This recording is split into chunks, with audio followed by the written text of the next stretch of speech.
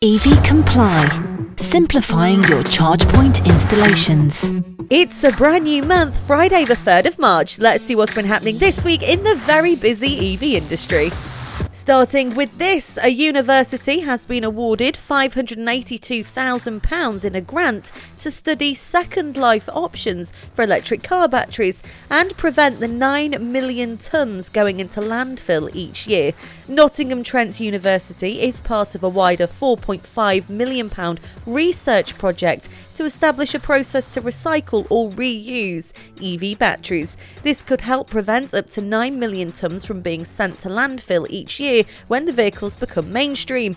Nottingham Trent University says that once lithium-ion batteries capacity falls below 75%, they are often considered no longer fit for purpose in passenger vehicles, meaning the batteries need to be replaced or scrapped. They're going to be working very hard to find an alternative method to this, and one that obviously is a little kinder to our planet. In other news this week, Octopus Electric Vehicles is working with bankers at Investec on securing a big funding boost at a time of rising EV production in the UK. The electric vehicle arm of Octopus Energy's parent company is seeking a £100 million funding boost to accelerate its growth amid soaring production of greener cars. The fundraising for OEV comes as data pushed by the Society of Motor Manufacturers and Traders showed that the number of EVs produced in the UK in January rose by nearly 50% compared to a year earlier. So definitely a great time to be investing. So I mentioned this last week in the podcast, and it really is a growing concern. Electric vehicle drivers could struggle to get cars repaired as thousands more mechanics need training up. Now, garages will need to invest in training and equipment to service new cars, but the transition is forecast to be too slow to meet the demand. There are thought to be 35,000 independent garages in the UK until now. The industry has been relatively unregulated with no requirement for specialist training to set up as a mechanic. According to Steve Nash, who's the president of the Institute of the Motor Industry, we're falling massively behind for electric vehicle repair demands, and if you are a garage, it's absolutely something you should be looking into now for future investment. Yet again, Tesla is the main talk of the town this month. They have promised to make at least 3,500 charging stations available to all electric vehicles by the end of 2024. Now, non-Tesla electric vehicles can officially start fueling up at Tesla's supercharger stations in America already. Now, on February the 28th, Tesla announced that selected stations had been fitted with adapters for other brand EVs, and drivers in California, Texas, New York and other states have reported using them successfully. Earlier in February, the White House insisted guidance that EV manufacturers who wanted to receive federal funding had to make their chargers brand agnostic.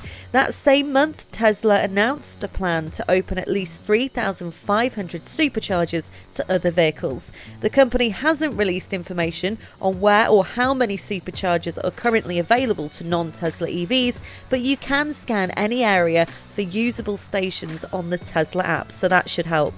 So although that's good news from Tesla, fans were left pretty disappointed by Tesla's 2023 Investor Day stream. Fans were hoping for more details about the upcoming Cybertruck or even a glimpse at the rumoured Model 2, but they were left disappointed. However, the electric automaker did tease details about how its next generation vehicle platform and electric motor, which promises to be more efficient and more affordable. The automaker's powertrain designers used in-house developed software to simulate the interaction between the magnetic field between the stator and the rotor, optimizing the cost, weight and size and even sound of the electric motor. Tesla says the next generation powertrain will require 75% less silicone carbon to produce without any compromise to performance or efficiency. As ever, Elon Musk seems to be onto something. In other news this week, a decision on installing new EV chargers at a petrol station in Cambridge has been delayed over concerns planners didn't have enough information. Cambridge City councillors said they were unclear from the plans how many trees could be at risk of being cut down, and also raised questions about water supply and drainage. An application has been submitted to Cambridge City Council to demolish the car wash at the BP petrol station on Elizabeth Way to make way for 4 new EV chargers. 4 new jet washers were also proposed to be installed to replace the loss of the car wash. Motor Fuel Group, the organisation behind the plans, said the Cambridge application was part of an overall project to roll out EV chargers across its service stations. Now, this is the kind of news I want to be telling you. OVO has launched an EV charging tariff 3 times cheaper than the UK average. Now, the energy supplier has launched the new smart charging EV plan, allowing customers to access charging rates of 10p per kilowatt, which is 3 times cheaper than the UK average of 34p at the moment. Now, the Charge Anytime tariff add-on, which is powered by energy software platform Kaluza, has algorithms to optimise EV charging in response to different market dynamics, such as when both emissions and costs are low. Another feature of the tariff add-on is that it splits the EV charging costs from home electricity charges and credits customers for the amount of electricity saved via smart charging each month. The result could see up to 71% in savings, OVO have said, equating to around £350 per year. And during a cost of living crisis, this is very well received. Also this week, a Jaguar Land Rover owner, Tata Motors, has asked the UK government for over £500 million in state subsidies to build a battery factory in Somerset. Now, The Guardian said it understood that Tata had asked for the money in the form of grants and support packages, such as assistance for energy costs and research funding. The Financial Times have said, which first reported about this figure, that the car maker was choosing between a potential site in Somerset and another in Spain. Spain has been offering large grants to companies considering battery production, hoping it could attract the new industry with the potential for cheap solar power. The Guardian said the decision on where JLR, Britain's biggest car maker, sources its batteries was seen as a key test of strength of the government's desire to sustain a large car industry. Some more exciting news for the UK. Swarco Smart Charging is to launch PoGo in the UK, a new ultra-rapid charging network with 2,000 ultra-rapid charging stations over the next 4 years.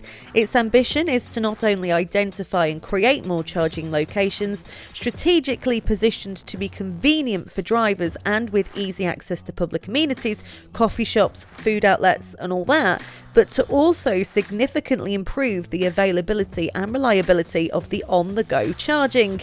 Eugenio Herrero, who is executive director of PoGo, said we are working closely with landlords to ensure an even spread across the UK, so PoGo drivers can travel to each corner of the country through the ultra-rapid offering, and that sounds like a fantastic plan.